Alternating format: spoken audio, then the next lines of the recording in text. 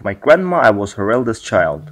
For some, I'm a friend, neighbor, but for you, I'll be traveling chef. As a growing kid, I was always an explorer.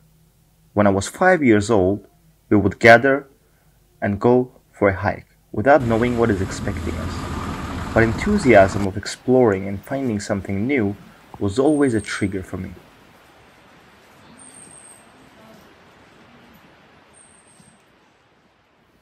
We will be exploring regions, people, food, and much more.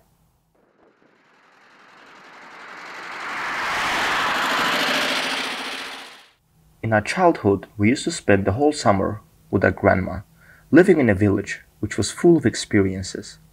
Waiting in line for a fresh bread in the morning, breeding animals coming from the common pasture. But times passed, villagers moved away, traditions disappeared. Now I travel to find solutions and to show what is left. For you, it will be adventure, but for me, it is a global movement. My goal of traveling isn't just showing the places, but I want to develop their potentials.